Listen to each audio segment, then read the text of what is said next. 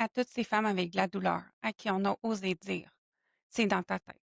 Avec un vagin comme ça, c'est sûr que tu vas avoir mal quand tu vas faire l'amour. Tu as juste à changer de trou. Tu as juste à prendre un bon verre de vin. Si ça est une femme, ça fait mal quand on fait l'amour. Fais de l'anal, ça fait moins mal à une jeune de 18 ans avec des douleurs sévères. Tu as juste à mettre plus de lubrifiant. Tu confonds la douleur et le plaisir. Pourquoi tu pleures? Pas besoin de pleurer pour ça. Avant un examen gynécologique, c'est une personne qui souffre de douleur et qui appréhende son examen. Je ne sais pas à quoi tu t'attendais, mais crie pas. Tout le monde va t'entendre pendant un examen médical. T'es pas faite bien forte, t'évanouir pour un stérilet. T'as dû te faire violer, c'est juste que tu t'en souviens plus. À une jeune femme. À toutes celles à qui on a osé dire durant leur accouchement ou en postpartum, tu pousses mal.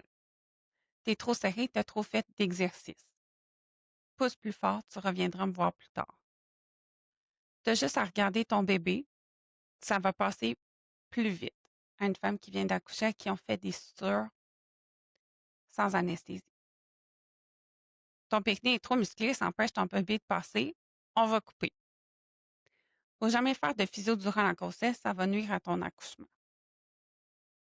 Si tu renforces ton plancher pelvien, tu vas déchirer. Tu as une bonne déchirure à ton premier accouchement, on va mettre une note à ton dossier pour qu'on te fasse une épisiotomie. Si tu veux que ton col ouvre, il faut souffrir. Tu vas avoir l'impression que ta colonne vertébrale va te sortir par le vagin à une femme épuisée qui accouche sans anesthésie avant de lui insérer les forceps. Bienvenue dans la maternité à une femme qui a accouché il y a 1 mois et qui a des incontinences urinaires. Tu as le vagin d'une femme de 60 ans à une patiente dans la trentaine qui vient d'accoucher. À toutes celles dont le corps vieillit, ce qui est tout à fait normal, mais qu'on a osé leur dire: «Ah ben, c'est ça vieillir», à une femme qui a des incontinences urinaires. Ta solution, c'est la chirurgie pour une femme avec un prolapsus des organes pelviens. De toute façon, tu as déjà eu tes enfants à une femme ménopausée qui a de la douleur. La course à pied, c'est pas un sport adapté aux femmes. T'es bien trop hormonal. De toute façon, tu fais moins l'amour à ton âge, fait que c'est pas bien grave. Normal, madame, de ne pas être bien en ménopause. Rien de plus normal. Faut juste endurer le temps que ça dure.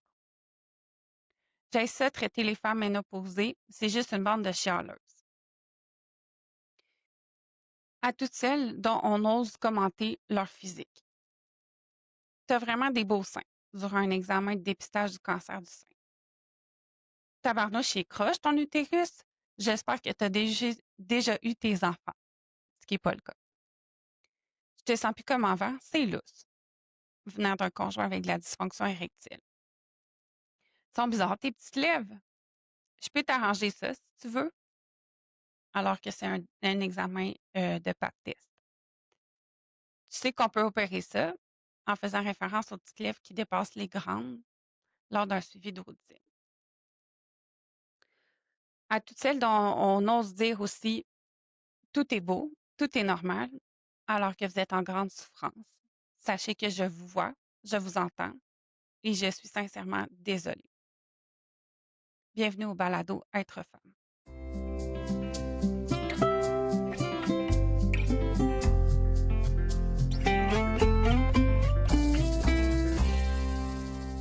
L'épisode d'aujourd'hui, je reçois Caroline Arbault, physiothérapeute, pour parler de la banalisation des douleurs féminines. Salut Caroline, Allô Isabelle, ça va bien? ça va bien toi? Oui. Donc, en introduction, là, j'ai lu plusieurs phrases, des phrases pas le fun, des phrases violentes là, que les femmes se sont fait dire. C'est pas des phrases inventées, là, c'est vraiment la réalité, c'est des vraies femmes qui ont témoigné. Entre autres, c'est tiré de ton livre là, Habiter nos corps. Donc, présente-toi un petit peu là, pour les gens qui ne te connaissent pas. Ben dans le fond, moi je suis physiothérapeute, là, ça va faire 20 ans que je suis physiothérapeute, puis je suis allée chercher mon expertise en santé pelvienne, périnéale, quand je suis tombée enceinte pour la première fois, donc il y a 15 ans. parce que j'ai été complètement déstabilisée par l'ampleur de mon ignorance, en fait. Je pensais que comme physiothérapeute, comme personne qui avait étudié le corps, les mouvements, et cetera, qui travaille avec le corps, j'allais en connaître plus, mais finalement, non, on ne nous apprend que très, très peu ou pas de choses. Puis ça m'a vraiment fâchée. Fait que je suis allée chercher ces informations-là, je suis allée m'éduquer, et puis j'ai commencé à travailler avec, les femmes depuis cet angle-là de la santé pelvienne, puis ça a complètement changé ma carrière, là. J'ai vraiment développé une passion pour ça, puis c'est comme si ça me permet de canaliser une certaine colère, là, par rapport à toutes ces injustices-là, parce que c'est vraiment une fois que je m'y suis intéressée, c'était comme sans fin, là, la découverte de tout l'écart en santé des femmes par rapport à la au reste, là, finalement. Puis, fait que là, j'ai travaillé, plusieurs années, avec cette expertise-là auprès des femmes. Puis, en 2021 avec, 2020-2021 avec, avec la pandémie puis le temps d'arrêt qui nous a été imposé, là, quand on travaillait en clinique, il fallait s'arrêter. Au retour de tout ça, tu sais, moi, j'ai toujours voulu écrire, là. J'ai aussi pris des cours en journalisme puis en création littéraire, là, à travers toutes ces années-là. Au retour de tout ça, c'est comme si toute la souffrance était devenue exponentielle. Elle s'était juste comme construite puis accumulée pendant ces 3 mois-là, puis, elle était déjà présente avant, évidemment, mais là, c'est comme si tu sais, c'est ça, il y a comme un presto qui a sauté, puis on m'a partagé beaucoup de choses encore plus difficiles. Hem, puis là, ben, je me disais: «OK, dans le un à un avec mes clientes dans mon bureau, ça va pas assez vite». Tu sais, il y a beaucoup de ce travail-là qui est un travail de transmission, de vulgarisation, d'éducation, de sensibilisation, puis c'est pas un travail qui a absolument besoin d'être fait dans le un à un, dans l'intimité d'un bureau. C'est une partie importante du travail, mais il y a quand même, tu sais, je me rendais compte que tu sais, j'apprenais des choses à tout le monde qui devraient être la base, des choses que je trouve qu'on devrait apprendre comme enfant, comme adolescente. C'est pas des choses qu'on devrait apprendre là, parce qu'on a le privilège d'aller à l'université. Donc j'ai écrit mon livre. Il y a eu des super beaux échos. Tu sais, j'ai reçu tellement de témoignages, de centaines de femmes, comme tu sais, fait clairement ça résonnait là, ce que je dénonçais, cette banalisation-là de nos souffrances, toutes les phrases violentes qu'on reçoit, de façon des fois directe ou des fois, plus insidieuse, mais il y a vraiment un impact. Puis là, ben, depuis la parution du livre en 2023, je continue ces recherches-là tout le temps. Je donne des conférences, je donne des ateliers. Puis je trouve ça, je trouve ça fascinant. On en a tu sais, là, ça a comme débloqué, là, un peu cette sensibilisation-là, mais le travail à faire, l'écart est tellement grand, il s'est installé, tu sais, pendant des siècles. Fait que ça se rattrape pas, là, en 2-3 années, là. Fait qu'on en a probablement pour longtemps à le rattraper. Mais bref, fait que c'est comme un peu devenu là, une mission plus grande que moi, plus grande que qu'est-ce que j'avais anticipé au départ. Puis, tu sais, ça habiter nos corps, ça prend aussi la forme maintenant d'une entreprise à impact social un petit peu là, avec un souhait d'élargir l'accès à la littératie corporelle puis à la santé pour les femmes, encore une fois, pour combler les écarts. Puis je pense que la particularité que j'ai par rapport à autre chose, c'est que j'essaie de prendre ce pas de recul-là qui va avoir la perspective globale puis qui crée les liens entre, tu sais, des premières menstruations jusqu'à la post-ménopause. Souvent, on va se concentrer comme un peu toutes, là, en santé ou dans la vie, on a des silos puis on développe des genres de super expertise. Moi, j'essaie de comprendre de façon plus globale c'est quoi les liens entre toutes ces étapes-là puis, parce que je pense que c'est important de mettre en lumière ces liens-là parce que la santé d'une étape va nourrir celle de l'autre aussi, là. Puis, profites-en pour plugger ton livre. Veux-tu juste me montrer? Parce qu'il est vraiment très, très beau, là. Tu sais, Oui. Ça, c'est mon livre. Donc, c'est un essai, Habiter nos corps pour en finir avec la banalisation de la douleur des femmes. Donc, c'est paru chez Cardinal, les éditions Cardinal en 2023. Puis effectivement, c'est magnifique visuellement, là, le livre. Puis ça, j'ai pas de mérite pour ça, là. C'est l'artiste Paula Joachim qui a illustré le livre puis qui s'est occupé de toute la direction artistique. Euh, Puis c'est ça, c'est un mélange, tu sais, c'est un essai de tous les rouages de cette banalisation-là des souffrances émotionnelles, psychologiques, historiques, sociologiques, linguistiques même. Tu sais, je m'intéresse beaucoup, beaucoup, beaucoup à la façon dont on parle de santé des femmes puis de douleur des femmes. Les mots ont un impact immense. Fait qu'un mélange de cette analyse-là, ces réflexions-là, puis euh, des partages d'histoires de clientes, puis des exercices un petit peu guidés là, à la fin aussi pour aider les personnes qui souffrent. Je pense qu'on va lancer la discussion là, là-dessus. Là, tu sais, tu parles des partages des patientes. Moi, tu sais, en lisant puis en relisant les phrases, puis comme physiothérapeute aussi, j'en ai entendu là, de ces phrases-là. On dirait que je m'habitue jamais à l'inconfort que ça me génère parce que je peux pas croire qu'on dit encore des propos comme ça en 2025. Comment t'expliques ça, là, tu sais, qu'il y ait encore des propos aussi violents qui soient prodigués dans un contexte de soins de santé?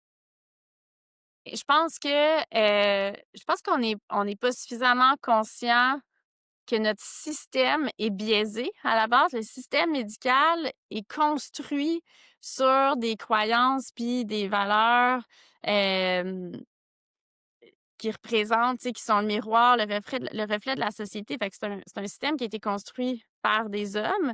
Euh, Même quand on veut ancrer nos pratiques sur les données probantes, puis sur la littérature scientifique, on le fait avec, tu sais, toute la bonne intention du monde, mais sans nécessairement, des fois, on le sait juste pas, ou sinon on comprend pas à quel point ça peut avoir un impact, mais cette science-là, elle est profondément biaisée.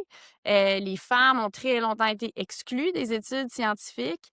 Euh, Puis, tu sais, l'histoire de la médecine, on le dit beaucoup, là, c'est l'histoire du monde, c'est le reflet du monde. Fait que les biais, les disparités, les écarts qu'il y a dans la société vont nécessairement se manifester aussi dans le système de santé.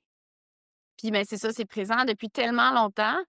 C'est intériorisé, c'est quelque chose, tu sais, ces biais-là sexistes, tu sais, c'est pas une question de les acteurs du système de la santé hommes qui sont sexistes envers juste les clientes femmes. Tu sais, il y a les femmes envers elles-mêmes. Tu sais, combien de femmes ont intériorisé elles-mêmes que c'est normal d'avoir mal, que c'est normal d'avoir des fuites. C'est pas juste parce qu'il y a un homme qui leur a dit nécessairement, là.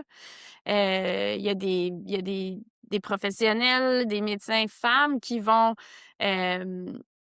perpétuer ces tabous-là, puis ces biais-là. Puis à la base, c'est qu'on n'a pas les connaissances pour que ce soit juste parce qu'on n'a pas, la recherche n'est pas à jour en sciences de la femme. On est à peine en train de commencer à étudier ses particularités à elle.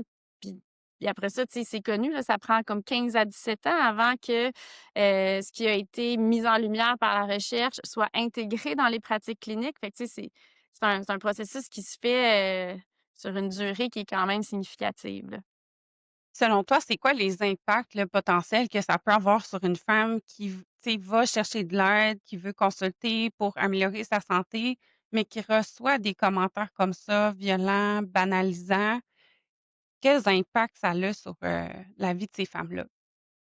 Ben les impacts sont nombreux, puis je pense que c'est important de préciser que c'est pas juste moi qui vois ça ou qui pense ça. On a de la recherche maintenant, qui c'est, puis tu sais, des recherches. Tu sais, récemment, là, j'ai poussé, creusé à nouveau ces recherches-là parce que je donne une conférence au congrès annuel de l'Ordre des physiothérapeutes.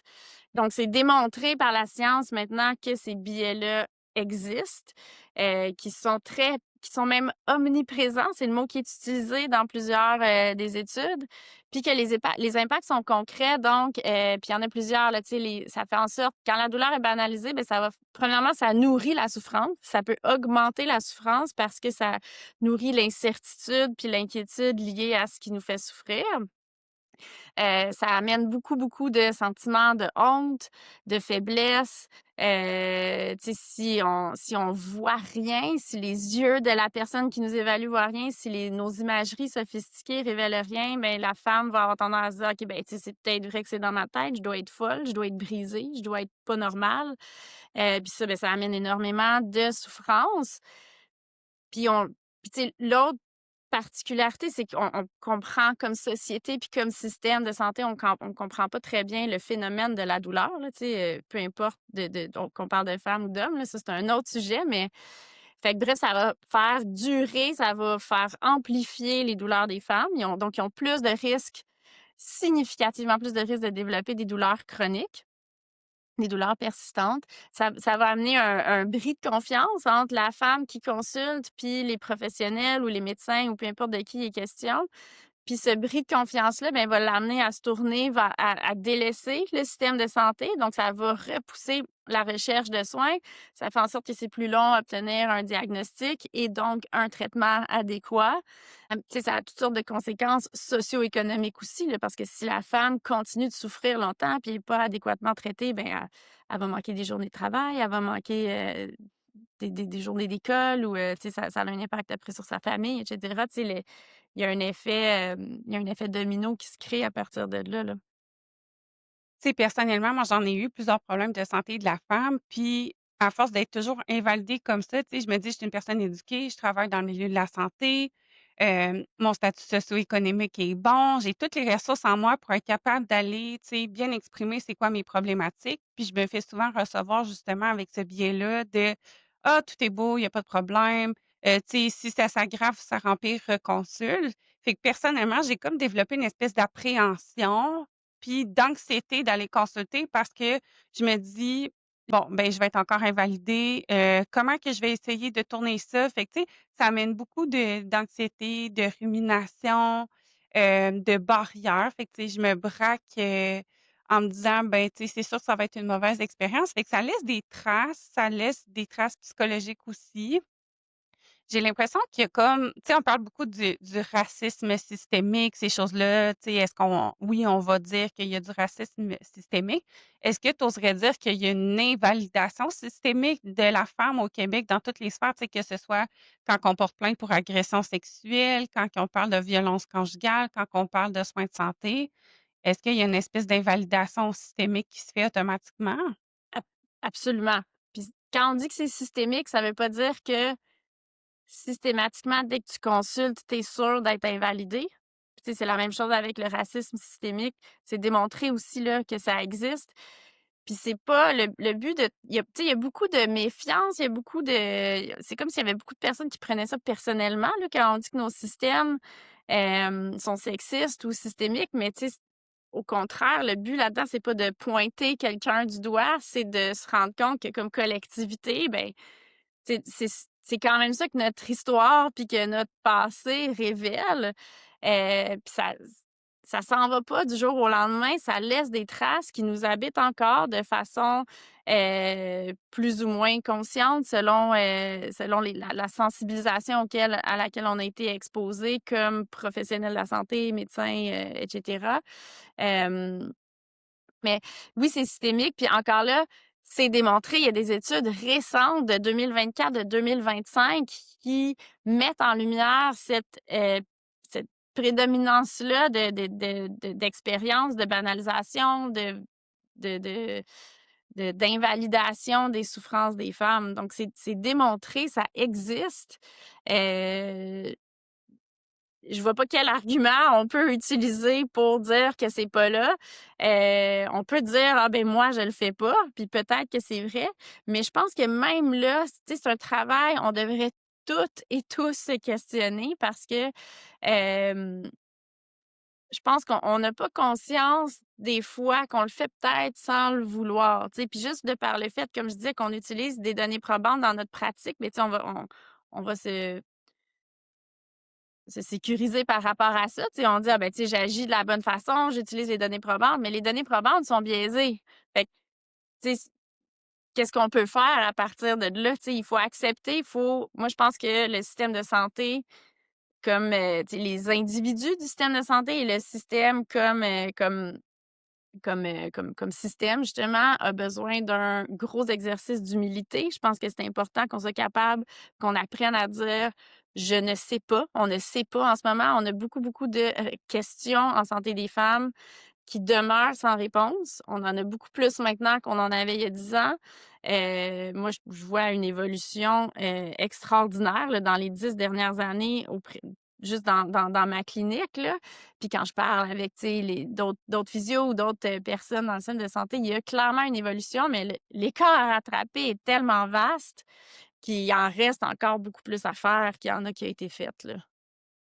Puis pour une femme, mettons, qui est une patiente, c'est quoi l'importance de prendre conscience de ça? Parce que, tu sais, comme tu dis, le système est fait comme ça, on est habitué ou on est comme socialisé à accepter que c'est comme ça. Puis c'est quoi l'importance comme patiente de prendre conscience de ces biais-là? Puis qu'est-ce que ça peut amener, tu sais, dans la démarche thérapeutique? Hem, Beh, je pense que c'est important parce que, premièrement, ça nourrit beaucoup l'empowerment de la personne. Moi, je crois profondément qu'une relation de soins devrait être, basée sur une dynamique de pouvoir qui est équitable, ce qui est pas le cas en ce moment. Hem, Puis en ce moment, mais c'est ça, on est tous en train d'en apprendre sur la santé des femmes, puis ça se peut que la personne, la femme qui consulte, elle en sache plus sur certains aspects que la personne qu'elle va aller consulter. Mais ça, c'est vraiment confrontant pour l'ego du soignant, tu sais, il faut être capable de prendre un pas de recul puis de se dire: «Eh ben sais-tu quoi? Je vais aller m'informer» ou tu sais: «Ah parfait, c'est quoi tes sources ou tes références?» Tu sais, montrer de l'ouverture. Puis j'ai l'impression que, entre autres au niveau du système médical, on dit pas en ce moment qu'on le sait pas. Alors que ça serait beaucoup plus utile, je pense, à la conversation puis à l'accompagnement des patientes, des fois, de dire: «Eh bien, écoute, je sais pas, je vais faire preuve d'ouverture», ou tu sais: «Je me suis trompée, tu as raison». Après, tu sais, ça, c'est beaucoup plus réparateur, je trouve, dans une relation de confiance, puis égalitaire, comme tu dis, dans les soins. Hem, Et je pense, tu sais, puis ça, c'est une chose là où j'en ai pas trouvé d'études spécifiquement là-dessus. Effectivement, si je me fie à tout ce que mes clientes me partagent, c'est pas nécessairement commun. Puis tu sais, sans avoir d'études, qui démontrent s'il y a un progrès par rapport à ça sur l'ouverture ou l'humilité des acteurs du système de santé, on ne sait pas, mais on sait que les expériences de banalisation continuent d'être présentes de façon importante. Fait qu'ils sont tu sais, ça répond indirectement un peu à la question, là.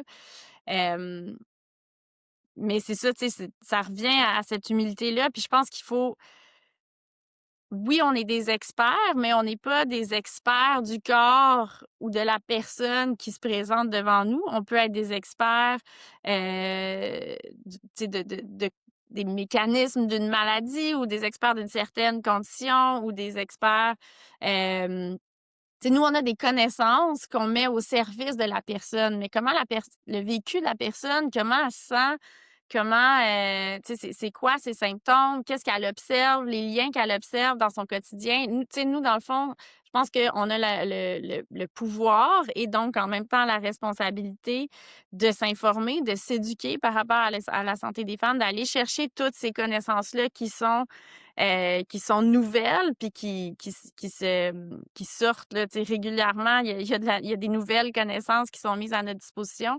C'est notre devoir, notre responsabilité d'aller s'informer puis de pouvoir les partager aux femmes puis dans une conversation qui est équitable, de voir, ben, de quelle façon on peut utiliser ces connaissances-là, pour l'accompagner le mieux possible dans son cheminement. mais ça prend du temps, tu sais. Il Ouais. faut avoir du temps pour être capable de faire cette démarche-là. Tu sais, d'établir un lien de confiance qui va être basé sur justement le pouvoir de chaque personne sur une base égalitaire. Ça prend du temps, puis malheureusement, notre système actuellement n'est pas basé sur «je prends le temps avec mon patient». Au contraire, tu sais, on est vraiment dans une société de performance.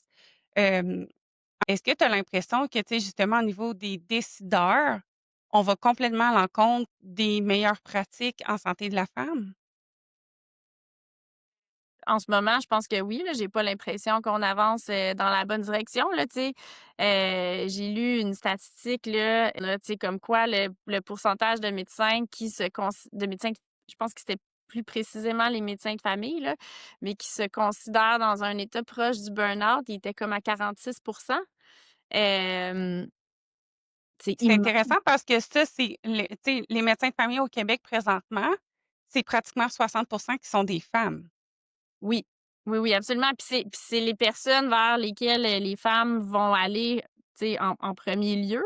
La physio puis les physiothérapeutes, toutes les physiothérapeutes en rééducation périnéale pelvienne aussi, on est un traitement de première ligne, mais c'est au niveau de l'accès, c'est difficile parce qu'on travaille presque toutes dans un milieu privé. Donc déjà là, c'est vraiment pas tout le monde qui a accès à nous, puis particulièrement les femmes qui ont des statuts socio-économiques des emplois plus précaires, moins d'assurance, des moins gros salaires, des plus grosses charges mentales, des rôles des, comme parents sont plus investis, ils ont moins de temps, donc l'accès à nos soins est plus difficile, donc ils vont se tourner vers leur médecin de famille.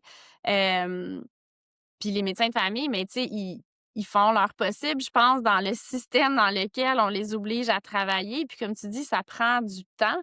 Puis il y en a qui l'offrent, ce temps-là, il y en a qui le prennent, mais ça leur tu sais, c'est à elles que ça coûte au final, ce temps-là, à elles et eux.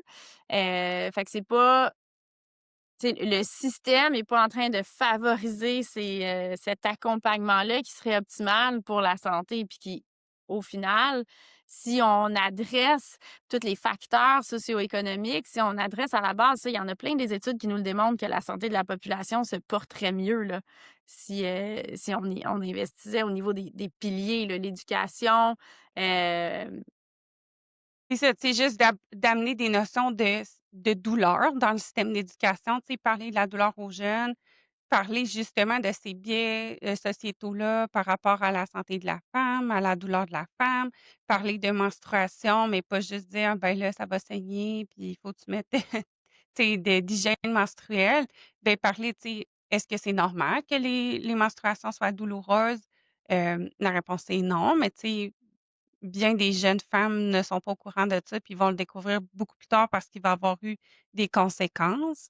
Si on a plus d'éducation, si on justement, tu parlais d'empowerment, si on donne ce pouvoir-là à nos jeunes femmes, puis comme société, je pense que tout le monde va en bénéficier. mais puis, tu sais, je pense que tu nommes quelque chose de vraiment intéressant. Hem Puis encore là, tu sais, j'étais bien excitée, là, de plein d'études récentes que je lisais, là, dans la préparation de ma conférence, par rapport aux jeunes, puis toute la conversation au niveau de la santé menstruelle. Donc on se rend compte que à travers les réseaux sociaux, entre autres, là, tu sais, que les jeunes utilisent beaucoup, mais la conversation autour de la santé menstruelle est très, très, très axée sur la douleur. Puis il y a comme 2 volets à ce constat-là, donc tu sais, fait qu'il y a des études qui nous montrent que c'est prédominant. Tu sais, toutes les expériences qu'on partage publiquement vont être beaucoup en lien avec la douleur encore ou le «Ah, tu sais, c'est dégueu, j'ai honte, je veux le cacher» et cetera.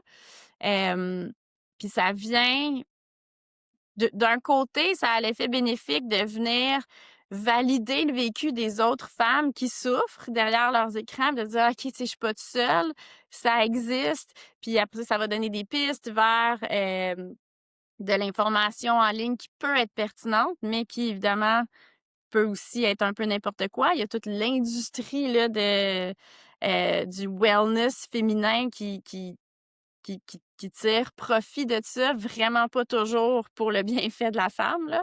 Hem, mais on a ces études-là qui mettent ça en lumière, puis on a d'autres études qui nous démontrent que la construction de cette conversation-là sur un sujet, donc entre autres la santé menstruelle, par exemple, va avoir un impact significatif sur, notre conceptualisation de la douleur ou de l'expérience menstruelle.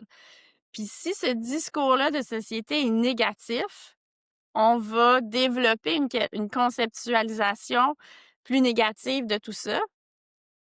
Puis ça, ça nous prédispose à souffrir plus. Tu sais, si on se dit que, ah ben, ça va faire mal. Tout le monde me parle de son expérience douloureuse. Ça doit faire mal être menstruée. Ça doit être ça la norme. Fait que ça, d'une certaine façon, ça perpétue un peu le problème. Ça le normalise. Tu sais, au lieu de normaliser le cycle menstruel sain, on normalise encore une fois la douleur. Euh, Beh, c'est comme si c'était une forme de conditionnement, tu sais. Fait que c'est exactement ça. C'est tu exactement ça. conditionnes à, tu sais, ton cerveau, il va prédire que nécessairement ça va être douloureux, ça va être une expérience négative, gênante. Fait que, tu Exactement. sais, Fait que c'est ça. tu y tu y vas avec appréhension. Puis, encore une fois, tu sais, c'est ça, c'est comme que c'est quand tu te mets à fouiller les études plus au niveau sociologique, au niveau linguistique, au niveau quand tu mets tout ça en lien un par rapport à l'autre, tu comprends le phénomène de façon beaucoup plus globale, puis c'est vraiment intéressant. Puis on a aussi, c'est ça, encore une fois, d'autres études qui vont nous démontrer que ce discours-là de la société a plus d'influence que le discours officielles ou des sources d'informations formelles, comme les médecins puis les physios, les physiothérapeutes. On est une science de la santé. On fait partie de ce qu'on appelle le discours formel en santé. Puis ça mine la confiance de ce que nous, on dit. Fait que, tu sais, c'est comme on en parle, puis c'est bien parce que on vient valider des expériences qui ont été invalidées pendant tellement longtemps, mais en même temps, on a aussi besoin de parler de qu'est-ce qui est sain, de qu'est-ce qui est normal. Tu sais, on veut enlever le tabou puis l'invalidation de la douleur, mais on veut valoriser ce qui est normal. C'est quoi tu sais, ce qui est normal, c'est quand même pas la douleur, là. Ce qui est normal, un cycle menstruel en santé devrait pas être douloureux, tu sais. Mais c'est comme pas cette conceptualisation-là qu'on est en train de nourrir à travers notre façon de parler de tout ça en ce moment. Puis, Est-ce que tu peux parler un peu de c'est quoi un cycle menstruel normal? Fait que ben, tu sais, je pense, bon, on le dit là, on dit le mot cycle, donc évidemment, il y a une variation. Donc, c'est normal de saigner. C'est normal d'avoir un cycle. Le sang menstruel, ce n'est pas quelque chose de dégueulasse ou d'anormal ou, tu sais, je pense que c'est important de normaliser ça. Puis oui, il y a une certaine tu sais, il peut y avoir une certaine variation qui va être différente, tu sais, que chaque personne va vivre différemment. Mais, je pense que, tu sais, moi, ce qui m'intéresse beaucoup là, dans les recherches que je fais, puis les lectures, puis les formations, tout ça, c'est que, tu sais, on a, par exemple, beaucoup d'études qui nous démontrent qui ont été faites surtout autour de la périménopause puis de la périnatalité, mais quand il y a une communauté de soutien qui est en place autour de la femme, ou même autour, tu sais, de la ménarche puis du début des menstruations, quand c'est justement vu positivement, quand la mère, la sœur, tu sais, l'environnement autour de la personne est là pour soutenir, quand on est active, quand, comme personne, quand on fait du sport, quand on fait un minimum d'activité physique, on n'est pas obligé d'être des athlètes professionnels, quand on a des outils pour gérer notre stress de façon efficace, mais tout ça, c'est des choses qui vont faire en sorte que les fluctuations vont passer plus inaperçues. Si on n'a pas de condition médicale, là, après ça, tu sais, si on souffre d'endométriose, si on souffre d'un syndrome d'ovaire polykyste, si on a une condition médicale qui peut être diagnostiquée, là, ça peut nous influencer de toutes sortes de façons, malgré qu'on essaie d'avoir beaucoup de stabilité puis une hygiène de vie qui est saine, là. Mais tu sais, je pense que c'est ça. En ce moment, on arrive on a de la difficulté à distinguer qu'est-ce qui est normal de pas normal, qu'est-ce qui est sain de qu'est-ce qui est pas sain. Tu sais, il y a beaucoup de femmes qui souffrent. Je pense pas que toutes les femmes qui souffrent pendant leur menstruation ont un diagnostic médical qui explique la souffrance. Je pense que la souffrance peut venir de toute la honte, tout le tabou qui est associé à ça, de la sédentarité qui s'installe. Tu sais, il y a beaucoup de jeunes filles, d'adolescentes qui cessent de faire du sport à l'apparition, plus ou moins à l'apparition des règles, entre autres parce que sont gênées, ils savent pas trop comment gérer ça. Puis, tu sais, c'est démontré que quand on reste active, ça a un impact positif au niveau des douleurs, donc ça diminue l'impact de la souffrance. Fait que, tu sais, c'est comme ce qui est normal, c'est pas quelque chose de, je pense pas que c'est quelque chose qui se mesure avec précision. Tu sais, je pense que nos taux hormonaux, nos fluctuations hormonales vont pas né tu sais, ça peut être sain chez quelqu'un sans être exactement les mêmes chiffres que chez quelqu'un d'autre, tu sais. Puis on n'apprend pas à connaître qu'est-ce qui est normal pour nous, pour soi. Hem, Au-delà du cycle menstruel, c'est que ça a aussi un impact sur notre qualité de vie, mettons au niveau de l'énergie. Fait que, tu sais, c'est normal que ça soit pas d'une semaine à l'autre pareil, qu'on se sente, tu sais, toujours, débordant d'énergie. Puis je pense que ça aussi, il faut comprendre que, beh, tu sais, ça fait partie de la vie de la femme qui a un cycle menstruel. Puis je pense que la société aussi est construite autour du fait qu'on n'a pas le droit d'avoir ces fluctuations-là au niveau de l'énergie. Fait que, tu sais, de dire: «Hey, aujourd'hui, sais-tu quoi? Moi, plutôt que de courir mon 10 kilomètres, ben, je vais aller prendre une marche, puis c'est correct». Tu sais, on se met toujours cette pression-là de correspondre aux attentes, toujours être, performante, toujours se dépasser dans toutes les sphères. Mais tu sais, sais-tu quoi? Ça se peut qu'à un certain moment de ton cycle, tu te sentes pas au top de ta vie, puis c'est correct, tu sais. Ça se peut, puis mais tu sais, je pense que c'est comme tu sais, je on est en train d'en apprendre beaucoup en ce moment par rapport à ça. Puis tu sais, entre autres, toutes les études qui sortent sur la santé menstruelle, hem, puis par exemple la performance sportive, ça va plus dans le sens de nous démontrer qu'il y a pas de différence, au niveau de, mettons, ce qu'on est capable de la performance qu'on est capable d'avoir. Hem Fait que, tu sais, je pense qu'il y a quand même un certain danger à dire, à associer des périodes ou des stades du cycle à un certain niveau d'énergie, parce que ça se peut aussi que la femme, elle, sa réalité, ça corresponde pas à ce cycle-là. On n'a pas, tu sais, on a vraiment pas toutes les réponses encore là, par rapport à tout ça. C'est en train d'être étudié, puis tu sais, c'est ça, c'est long tout ça, là. Mais on a quand même des études qui nous démontrent que ces fluctuations-là, heu, ont pas d'impact pour le moment, on mesure pas d'impact sur, hem, c'est ça, tu sais, par exemple, chez les athlètes, la capacité à être à se présenter là, à son entraînement ou à sa performance sportive, c'est possible de performer à n'importe quel stade. Puis il y a des femmes qui vont se sentir énergiques, pendant une période SPM, puis d'autres non. Puis tu sais, encore une fois, je pense qu'il faut faire attention de ne pas dicter ce que à la femme ce qu'elle devrait ressentir. Exactement, c'est ça mon point, c'est que ça se peut que toi, personnellement, ton vécu, ce soit ça, Oui. puis que tu remarques que, tu sais, il y a des tendances cycliques, puis ça peut faire partie de la normalité aussi. C'était un peu ça mon point, Oui, c'est que exact, c'est ça. c'est ça, l'expérience personnelle du cycle menstruel puis de la menstruation va être vraiment. Ben, tu sais, c'est un spectre de normalité pour moi. Fait que, tu sais, ça se peut là, que tu vois pas du tout de changement dans ton humeur, tes habitudes, ton énergie, ta performance sportive, mais ça se peut aussi que tu en vois, puis c'est correct aussi, puis ça fait partie de la normalité de la chose.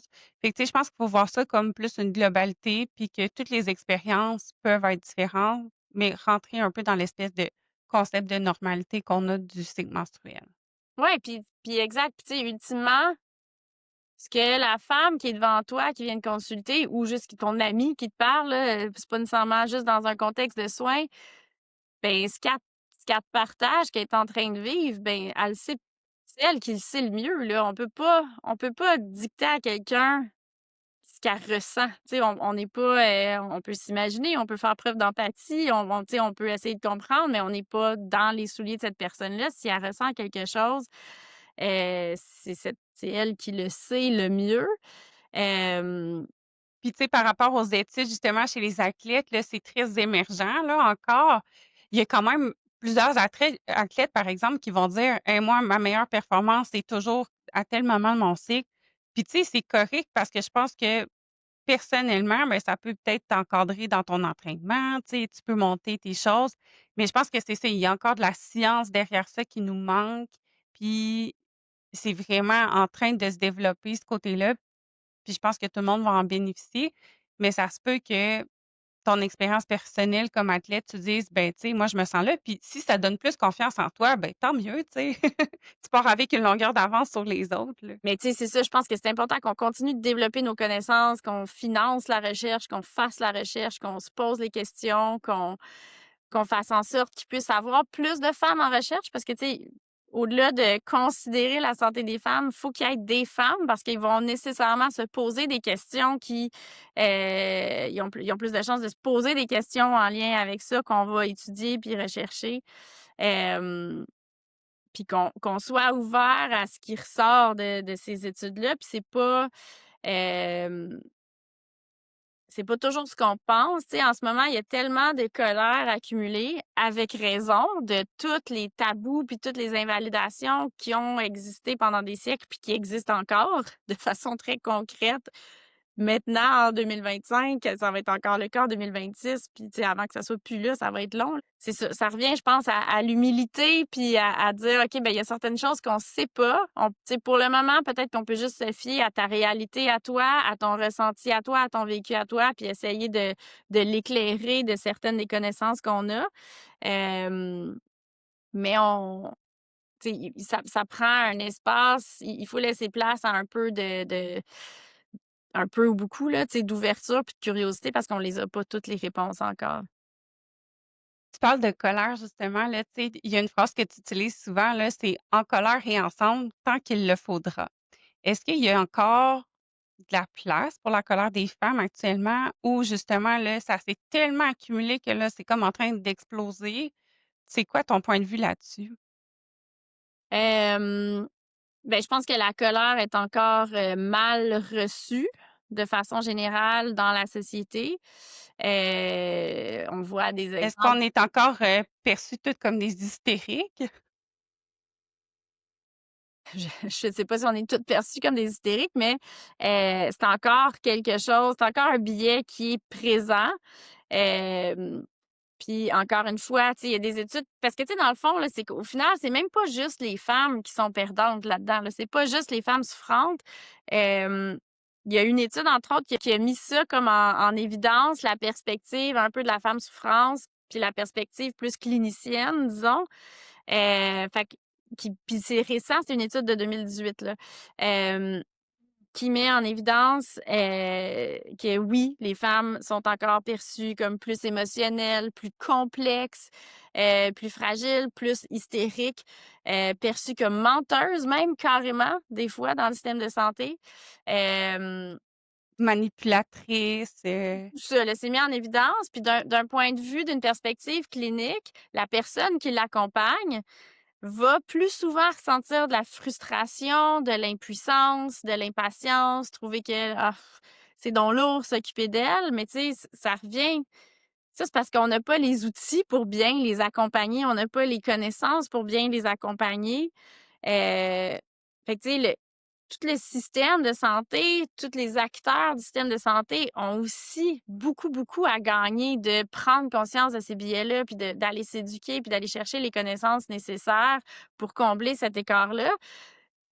Je pense que l'objectif premier, il faut que ça reste mieux aider puis mieux accompagner les femmes qui souffrent.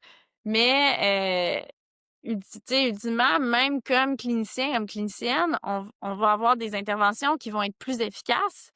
On va, nourrir la confiance des femmes envers le système de santé parce qu'elles sont en train de le déserter par ce bris de confiance-là qui s'installe au fil des expériences d'invalidation. Donc, c'est important qu'on soit conscient de ça, qu'il y a vraiment juste tout le monde à gagner de ça. C'est pas quelque chose qu'on fait pour elle au détriment de quelqu'un d'autre, là. Il y a que des gagnants, là, dans dans ce travail d'équilibre de nos dynamiques, là.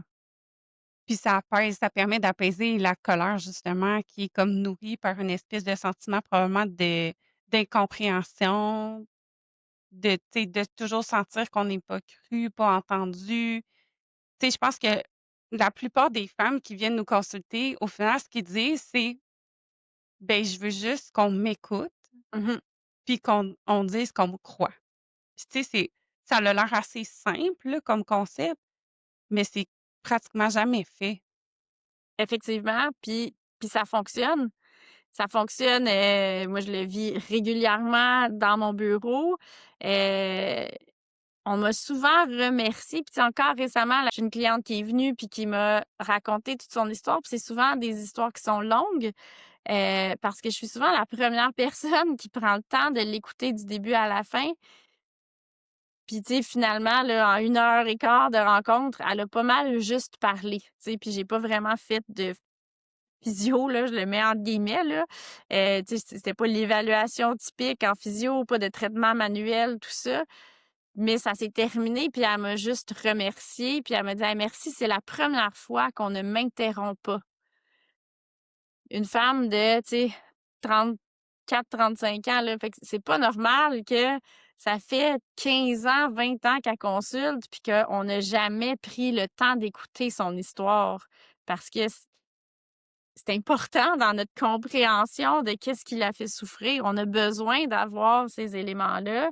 Hem il y a, tu sais, il y a des traumatismes en lien avec le parcours médical chez beaucoup de femmes, là. Ça crée des traumatismes, ces invalidations-là, quand c'est vécu, à répétition ou quand c'est vécu des fois de façon carrément violente, là. Il y a des phrases qui sont dites, des postures, des tons de voix. Tu sais, des fois, c'est dans le non-dit aussi. Autant il peut y avoir des mots, qui vont avoir un impact violent sur la femme. Des fois, c'est une absence de mots aussi, ou une absence de regard soutenant ou une ab tu sais, c'est dans le non-verbal aussi là, tout ça là, que ça s'exprime là.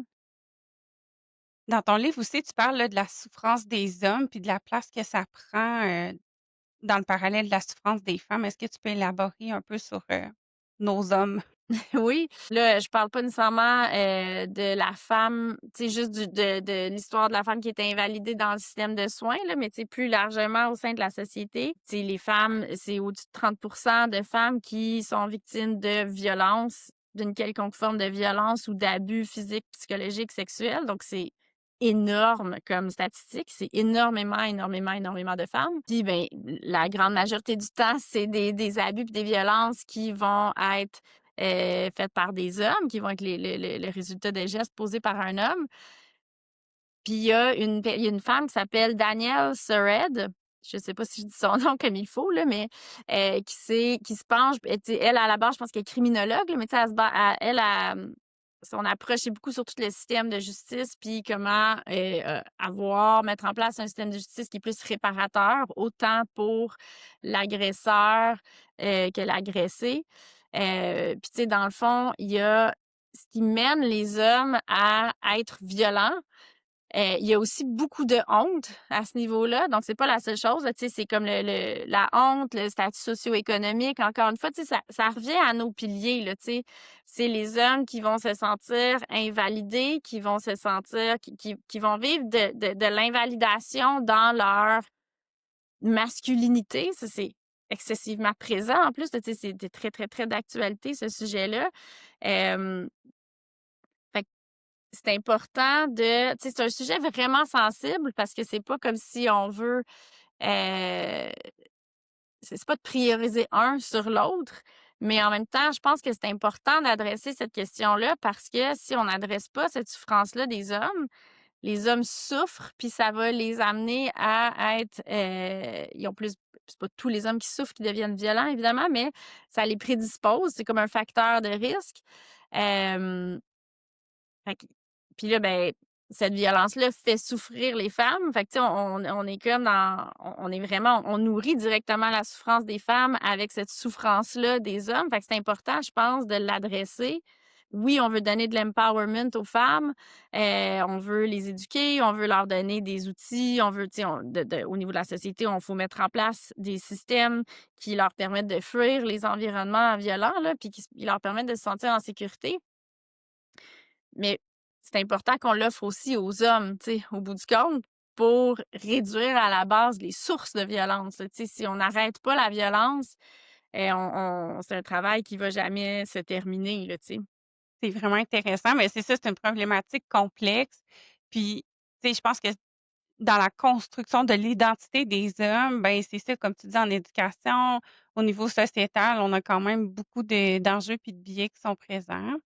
L'autre chose que j'aimerais qu'on parle ensemble, là, c'est il y a un mot que tu utilises souvent, c'est la sororité. Oui. Est-ce que tu peux m'expliquer c'est quoi ta vision de ce mot-là, puis en quoi, les femmes, on mériterait d'avoir plus de sororité entre nous? Oui, absolument. Hem, ben, en fait, moi, je suis comme toujours étonnée de voir à quel point c'est peu connu, ce mot-là, parce que le mot fraternité est assez connu. Je pense que la majorité des tu sais, on le voit passer régulièrement, puis, on peut même, je me souviens plus des chiffres exacts, mais j'avais fait un petit post là, Instagram sur la sororité avec ces statistiques-là. Le mot fraternité est très utilisé, il revient souvent, il est recherché, tu sais, il est beaucoup, beaucoup, beaucoup plus présent que le mot sororité.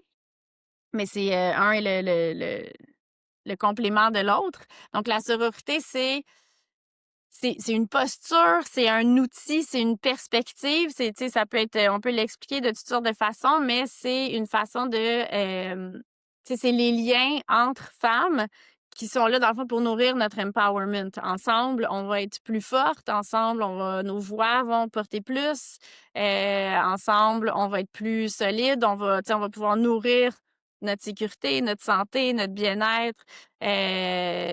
Donc, tu sais, c'est un outil parce que ça peut contribuer à valider nos expériences, ça peut offrir un espace sécuritaire où se confier ou juste, tu sais, un espace où habiter, où on est à l'abri du jugement, puis de la banalisation, puis de l'invalidation, etc. Puis c'est une posture face à une situation, face à, tu sais, l'actualité. Donc, c'est tu sais, en colère ensemble, là, ça vient un peu rejoindre ce concept-là de sororité.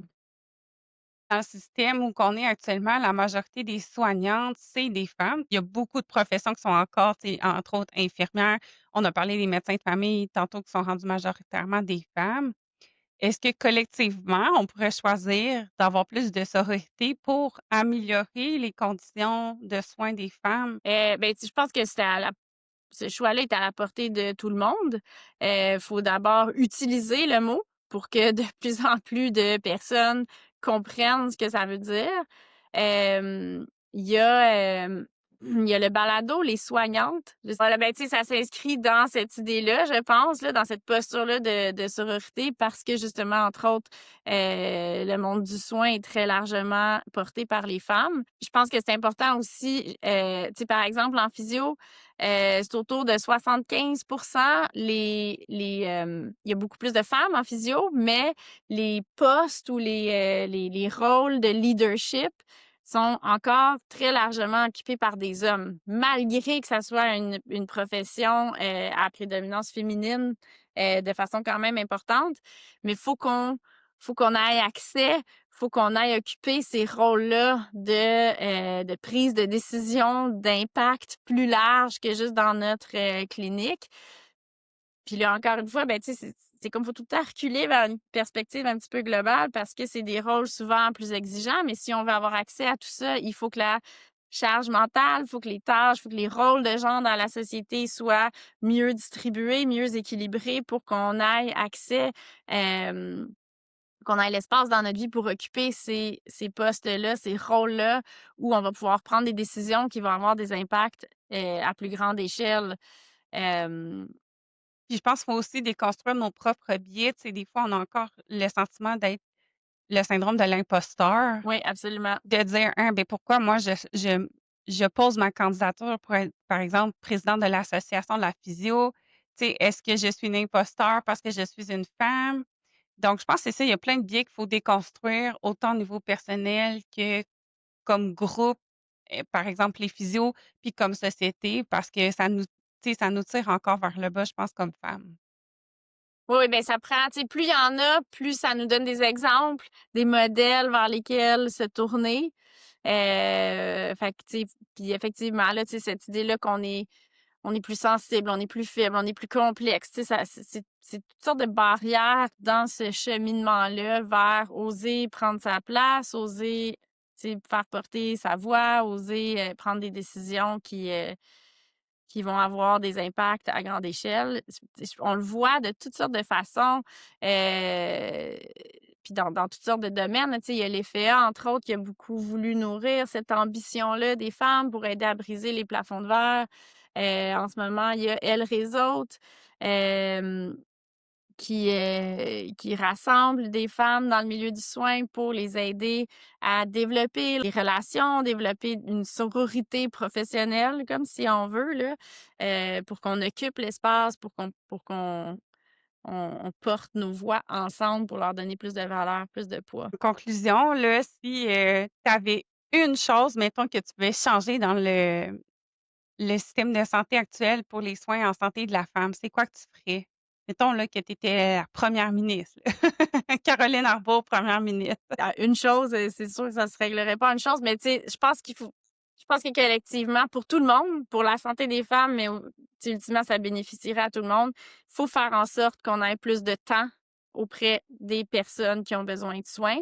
Je pense qu'il faut avoir un syst c'est déjà plus qu'une chose, mais il y a plus Non, vas-y, dis-moi tout, tu le droit à plus qu'une chose. besoin de plus de temps. Je pense que ça, c'est primordial, c'est nécessaire, c'est impossible de bien accompagner les gens dans leur santé si on voit des dizaines de patientes par jour pendant 10 minutes. C'est impossible de faire le tour de la complexité d'une existence en aussi peu de temps. Fait que ça prend du temps. Ça prend un équilibre dans les dynamiques de pouvoir. Je pense qu'il faut travailler fort à équilibrer les dynamiques de pouvoir, donner plus d'empowerment, plus de pouvoir à la personne qui veut qui recherche des soins. Il faut que cette personne-là apprenne à se faire confiance. Tu sais, on a tendance comme patient, comme client, à remettre on va voir les experts, puis on s'attend à ce qu'ils nous fixent, tu sais, à ce qu'ils nous réparent, à ce qu'il y ait toutes les solutions pour nous. Mais il y a beaucoup de ces solutions-là qui sont en nous. Puis je pense que comme acteur du système de la santé, on est là pour accompagner, on est là pour enlever les barrières à la guérison puis à la récupération, mais on n'est pas des magiciens, là, on n'est pas là. Le corps est intelligent, le corps est capable de guérir si on enlève les barrières qui freinent ce rétablissement-là puis cette guérison-là. Fait que, tu sais, le temps, les dynamiques de pouvoir, je pense que c'est 2 choses, absolument puis tu sais, les dynamiques de pouvoir, ça vient chercher toute la tu sais, toutes les combler l'écart dans la recherche, combler l'écart dans les connaissances. Ça touche à beaucoup de choses, là, mais ouais, je pense que si on peut avoir du temps, puis une conversation, hem où on collabore dans cette optique-là de trouver c'est quoi le meilleur soin pour la personne. On collabore de façon équilibrée dans la dynamique. Je pense que déjà, ça réglerait, beaucoup, beaucoup, beaucoup de problèmes, là. Je pense que c'est d'appliquer aussi les beaux concepts théoriques, là, tu sais, le patient partenaire, le patient expert, ça, c'est tous des beaux modèles qu'on nous présente, c'est ça qu'on veut, faut impliquer votre patient, mais tu sais, la réalité, malheureusement, reflète pas ces modèles-là. Puis, je pense que c'est ça, de remettre le patient puis la femme au centre de ses propres soins, puis d'être capable de venir à des décisions libres et éclairées, puis des choix qui sont vraiment basés sur les valeurs de la personne et non sur les valeurs du système de santé qu'on projette sur nos femmes actuellement. Ouais. Merci beaucoup pour cette belle discussion-là, Caroline. Tu es toujours, ultra pertinente. Merci beaucoup Isabelle pour la belle tribune.